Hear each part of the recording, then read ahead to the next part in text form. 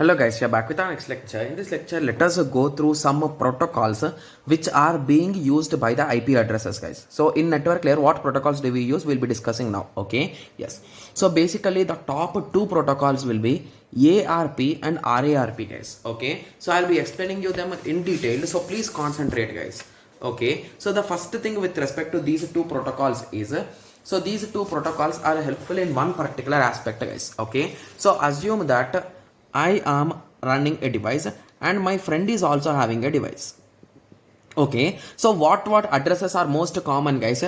Each device will have IP address and MAC address, right? Similarly, my friend device also will have IP address and he will also have MAC address, right? Yes.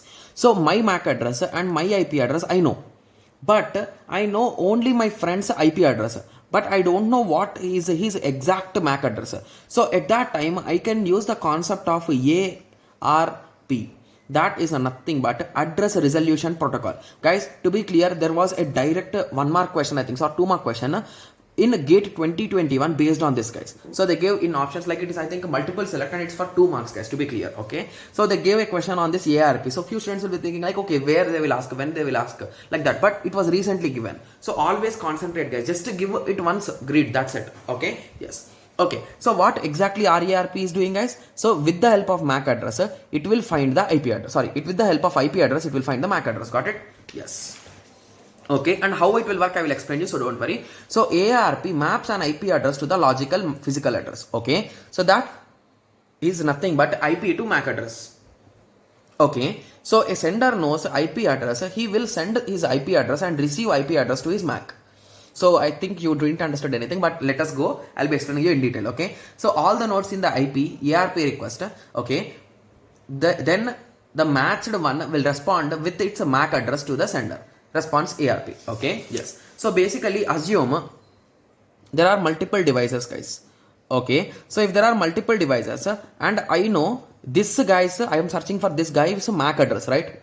Yes, so now I know his IP address and I am in search of MAC address. Okay, so what I will do is I will make a particular frame in which I will store my IP address and his IP address and my MAC address, and I will keep this MAC address blank, so he will be filling it. Okay, and this is nothing but ARP request packet, guys. So this is the request packet which I'll be sharing in the network. Okay, so if this IP address is matching with their IP address, they will open that packet and fill this address, guys. So basically here it will come. So basically if these three guys are connected, so it will come here. This IP address will not match with this, right? Hence he will not open the packet. But when it comes to here, he will open the packet and he will add his MAC address here.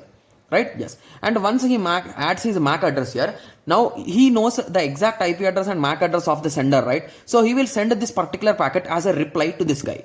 So now he got all the 4 values, right? So what he's searching for the MAC address of this guy. So now he got that also. Got it? Yes. So in the same reverse way, okay, so in the same reverse way, if you know the MAC address of the receiver and you don't know the IP address, then the same packet will be sent and it is called as RARP, guys. So it is nothing but reverse, right? So reverse of address resolution protocol. Got it? So reverse address resolution protocol. So it maps MAC to IP address. Got it? So exactly reverse of RARP. So now you got an idea, right? So how exactly we are working with it? Okay. So now I hope everyone got a clear idea with respect to this RARP and ARP. So in the next lecture, we will be discussing in detail about ICMP, guys. So there are various types of messages in ICMP. So I wanted to give a dedicated video for them. So that is the reason why I have separated them. So in the next lecture, we will be discussing in detail about ICMP protocols, like what messages they can send, and all those things we'll be discussing in the next lecture. Okay, yes. So let us meet in the next lecture. Thank you. Thanks for watching.